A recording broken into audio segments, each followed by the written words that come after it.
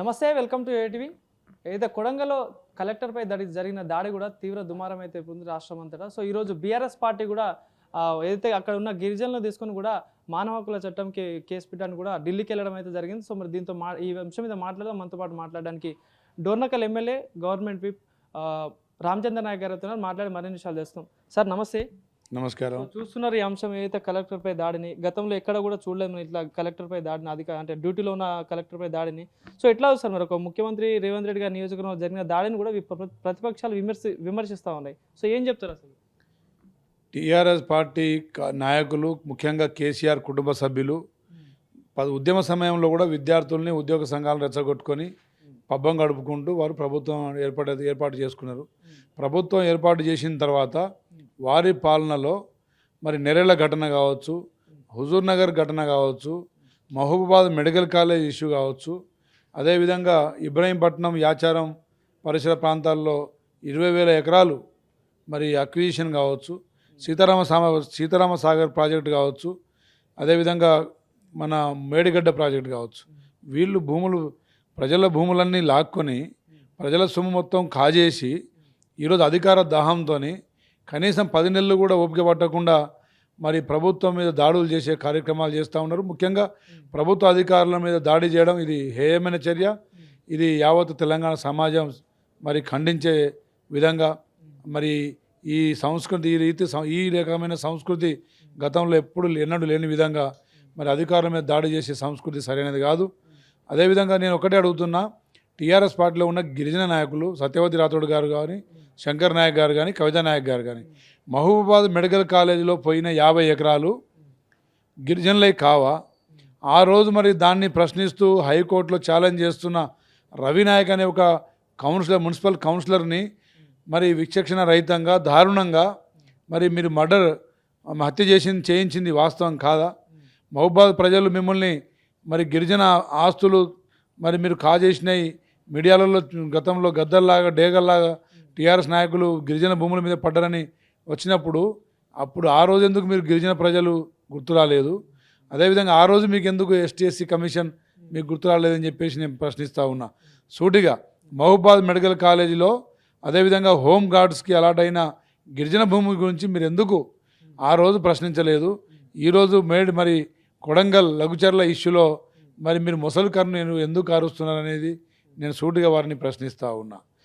అయితే రేవంత్ రెడ్డి గారి నియోజకవర్గంలో ప్రజలు వ్యతిరేకిస్తూ ఉన్నారు, అందుకే దీన్ని తప్పించడం కోసమే కావాలని ప్రభుత్వం దాడి చేయించుకొని ప్రతిపక్షాల మీద ఆరోపణ చేస్తూ ఉందని చెప్పేసి కూడా బీఆర్ఎస్ పార్టీ చెప్తా ఉంది. ఏంది మరి ఏం చెప్తారు దీనికి? బీఆర్ఎస్ పార్టీ వారు చేసిన దాడులకు నుంచి బయటపడడం కోసం, గత 10 సంవత్సరాల్లో వారు చేసిన దోపిడీ ఆ స్కామ్ల నుండి తప్పించుకోవడం కోసం కేటీఆర్ గారు ఆడుతున్న డ్రామా. ఈరోజు తెలంగాణ రాష్ట్రం అభివృద్ధి పదంలో స్పీడ్గా చాలా అతివేగంగా ముందుకు పోతూ ఉంది. ఈ అతివేగంగా పోతే వారి పార్టీ నామరూపాలు లేకుండా మరి కనుమరుగయ్యే పరిస్థితి ప్రమాదం కూడా ఉంది. కాబట్టి వారు ఇదంతా మరి ఏదో ఊర్లో పెళ్ళికి కుక్కల హడావుడి చేస్తున్నట్టు బాబామడులు హడావుడి చేస్తున్నారు. కానీ ఈ తెలంగాణ రాష్ట్రం మాకు ఇచ్చిన 5 సంవత్సరాల్లో అన్ని రంగాల్లో అభివృద్ధి చెందే విధంగా రేవంత్ రెడ్డి గారు ప్రణాళికాబద్ధంగా ఒక స్పష్టమైన లక్ష్యంతో ముందు సాగుతూ ఉన్నారు. ఇప్పటికే ఇస్తామని చెప్పిన హామీలు సగానికి పైన హామీలు నెరవేర్చుకున్నాం. ఇయని హామీలు కూడా ఫీజులు పెంచుకోవడం కావచ్చు, ఉద్యోగస్తులకు డిఏలు పెంచడం కావచ్చు, మొదటి రోజే ప్రతి నెల ఉద్యోగస్తులకు జీతాలు ఇవ్వడంలో కావచ్చు, అదేవిధంగా వారు చేసిన బాకీలు అప్పులకు వడ్డీలు కట్టడంలో కావచ్చు, అదేవిధంగా నియామకాలు 55,000 ఉద్యోగాలు కేవలం 11 నెలలనే చేపట్టడంలో కావచ్చు. మా రేవంత్ రెడ్డి గారి నాయకత్వంలో సారథ్యంలో రాష్ట్రం అభివృద్ధి పదంలో పోతూ ఉంది. సంక్షేమ పథకాలే కాకుండా అభివృద్ధిలో కూడా ఒక్కొక్క నియోజకవర్గానికి 150 నుండి 200 కోట్లు నిధులు ఇప్పటికే కేటాయించడం జరిగినాయి. పనులు కూడా సాగుతూ ఉన్నాయి. ఎక్కడ మా ప్రభుత్వం మరి గతంలో ఫామ్ హౌస్లో మొద్దు నిధుల్లో పోయినట్టు మా ప్రభుత్వం ఎక్కడ చేయట్లేదు. మంత్రులందరూ అనుక్షణం ముఖ్యమంత్రి గారు రోజుకు 18 గంటలు ప్రజల కోసం, అదేవిధంగా ఆర్థిక వ్యవస్థను గాడిలో పెట్టడం కోసమే శ్రమిస్తూ ఉన్నాం.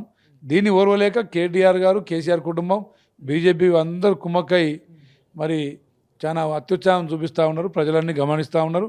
బుద్ధి చెప్పే రోజులు చాలా దగ్గరలోనే ఉన్నాయి. అంటే కాంగ్రెస్ పార్టీ గిరిజనులను అన్యాయం చేస్తుంది, కావాలని ప్రభుత్వం అక్రమంగా లాక్కుంటుంది భూములను అని చెప్పేసి కూడా అటు బీఆర్ఎస్ పార్టీ చెప్తా ఉన్నారు, అక్కడ స్థానిక ప్రజలు కూడా చెప్తా ఉన్నారు. మేము అంగీకరించకుంటేనే మా భూములను లాగేసుకుంటున్నారు, మా మీద దాడి చేస్తా ఉన్నారు అని చెప్తా ఉన్నారు. సో ఏం సార్ ఏం చెప్తారు? టీఆర్ఎస్ సన్నాసులకు బుద్ధి ఉండాలి. ముందు నెరెళ్ల ఘటనలో విచక్షణ రహితంగా సంసారానికి పని రాకుండా దళితులను కొట్టిన చరిత్ర మీది కాదా? ఖమ్మంలో మార్కెట్ మిర్చి గిట్టుబాటు ధర కోసం ప్రశ్నించిన గిరిజనులకు దేశద్రోహ మరి చట్టం కింద మీరు బేడీలేసింది మీరు కాదా? హుజూర్ నగర్లో పోడు బట్టాలకు భూములు మరి భూములకు పట్టాలు కల్పించమంటే విచక్షణ రహితంగా రాళ్ల దాడులు చేసింది మీరు కాదా? అదేవిధంగా ఒక ఫారెస్ట్ రేంజ్ అధికారిని మరి మన గిరిజన ఆదివాసీ బిడ్డలతోని హత్య చేసే విధంగా మరి ఉసుపు కొల్పింది మీరు కాదా? ఇక్కడ ఎంఆర్ఓ తారామతిపేట ఒక ఎంఆర్ఓ నిలువెత్తు మన పెట్రోల్ పోసి అందరి సమక్షంలో మరి మిట్ట మధ్యాహ్నం మరి కాల్చినప్పుడు దానికి వెనక కారకులు, దాని వెనకాల ప్రజల్లో అసహనానికి కారకులు మీరు కాదా?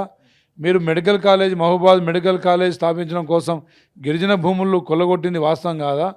మరి ఇన్ని దుర్మార్గాలు చేసిన మీరే ఇవాళ దయ్యాలు వేదాలు వల్లిస్తున్నట్టు మరి నీతులు చెప్తా ఉన్నారు, ముసలి కానీ కారుస్తూ ఉన్నారు.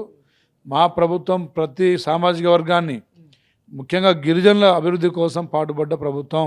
మీరు కేవలం 8,000 మన కోట్లు మాత్రమే మీరు బడ్జెట్లో కేటాయించారు. అవన్నీ సప్లాన్ నిధులన్నీ మళ్ళీ దారి మళ్లించి మళ్ళీ అవి వివిధ రకాల్లో మీరు వాడుకున్నారు, దోపిడీ చేసిరు. మా ప్రభుత్వం 70,000 కోట్లు 72,000 కోట్లు గిరిజన సంక్షేమం కోసం అభివృద్ధి కోసం కేటాయించిన ప్రభుత్వం. అదేవిధంగా కొడంగల్ అభివృద్ధి కోసం మీరు 20,000 ఎకరాలు మీరు అక్వైర్ చేసినప్పుడు రైతు మీకు గుర్తురాలే. కేవలం 1350 ఎకరాలకే ఇంత రాద్ధాంతం అవసరమా? ఒకసారి మీరు ఆత్మవిమర్శ చేసుకోండి. దాంట్లో కూడా గిరిజన రైతుల భూములు కేవలం 210 ఎకరాలే. అందులో 120 ఎకరాలు ఆల్రెడీ స్వచ్ఛందంగా రైతులు గిరిజన రైతులు ఇచ్చేసిరు. దొంగ టీఆర్ఎస్ కార్యకర్తలు దొంగలు రైతుల ముసుగులో వచ్చి భూములు లేని వాళ్ళే ఈరోజు రాద్ధాంతం చేస్తూ ఉన్నారు. అదేవిధంగా గిరిజనులను మరి పావుగా వాడుకొని బలు పశువులు చేస్తున్నారు. కాబట్టి మా గిరిజన ప్రజానికం కూడా ఇదంతా తెలుసుకోవాలి. గత 10 సంవత్సరాలు దోపిడీ చేసిన ప్రభుత్వాన్ని నమ్మకుండా వారిని తరిమి కొట్టండి అని చెప్పేసి మా గిరిజనులకు ఆదేశం. అక్కడ ప్రజలు కూడా చెప్తా ఉన్నారు, మేమైతే అక్కడ భూమి అయితే ఇయ్యం, మేము మా సంతకం పెట్టండి, భూమి తీసుకుంటే మేము చనిపోతాం అంటూ కూడా వాళ్ళు చెప్తా ఉన్నారు. సో మరి ఏం చేద్దాం, ప్రత్యామ్నాయంగా ఏం చేద్దాం అనుకుంటున్నారు సార్? భూములు ఎక్కడ ఏ రైతు స్వచ్ఛందంగా నేను ఇచ్చేస్తా అనే పరిస్థితి ఉండదు. వారికి ఇవ్వాల్సిన పరిహారం స్పష్టంగా హామీలు స్పష్టంగా ఉంటే ఏ రైతైనా అభివృద్ధి కోరుకుంటాడు. అక్కడ గిరిజనుల ముఖ్యంగా గిరిజన జనాభా ఎక్కువ ఉన్న నియోజకవర్గం కొడంగల్. ఆ కొడంగల్ కోసిగి మర్చూరు పరిసర ప్రాంతాల్లో 30,000 ఉద్యోగాలు కల్పించే పరిశ్రమల ఒక క్యారిడార్ని తీసుకొస్తున్నారు. అదేవిధంగా టీఆర్ఎస్ మరి సన్నాసులు అసత్య ప్రచారం చేస్తూ ఉన్నారు. కొడంగల్లో ముఖ్యమంత్రి గారి బామర్దికి ఏదో కట్టబడుతున్నారని. మీ బామర్ది కూడా మీరు తీసుకోండి, మీరు కొల్లగొట్టిన నిధులు తీసుకుని రండి, పెట్టుబడి పెట్టండి, మీకు కూడా ఇస్తాం.